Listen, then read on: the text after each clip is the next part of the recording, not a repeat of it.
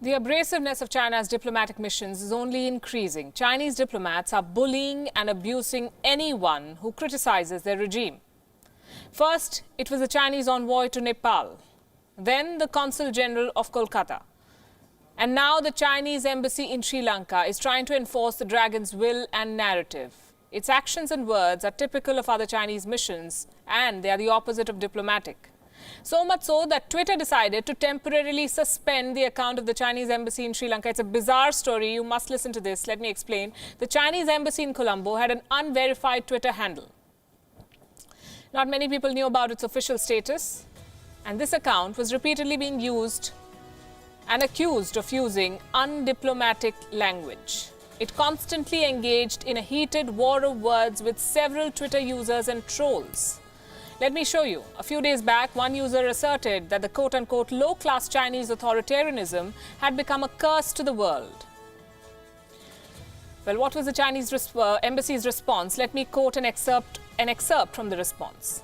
Total deaths in China are 3,334 till today, much smaller than your Western high-class governments. Who is cursed? Question mark.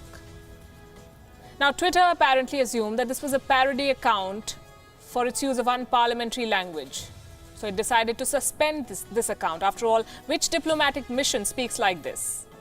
Well, they were mistaken. This was indeed the official Twitter account of the Chinese embassy. The Chinese embassy made a quote-unquote solemn request for a clarification. The press release is on your screen.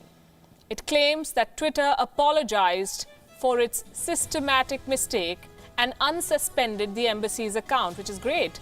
But it doesn't end there. Brace yourselves for this. Today, the Chinese embassy decided to preach Twitter on Twitter about freedom of speech and following rules. Freedom of speech. This is made in China irony. The Chinese tweeted, and listen to this very carefully, "We believe if Twitter could follow the laws and rules of China, the market might also be open to them." Twitter is banned in China. Follow the laws and rules of China. As simple as that. Well, this statement may be meant for somebody else, but it also explains why we have been blocked by the Chinese regime. We are not following their rules and not towing their line. But they're also trying to keep up the pressure.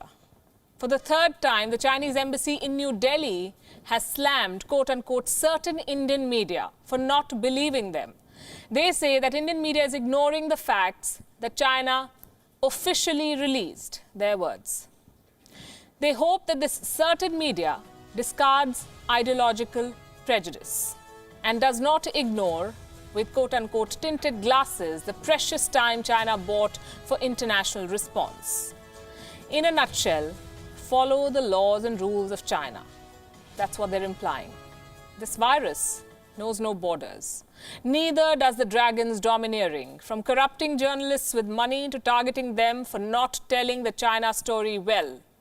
Beijing is going all out and rewriting the narrative of this pandemic. Well, some of us will continue the pushback.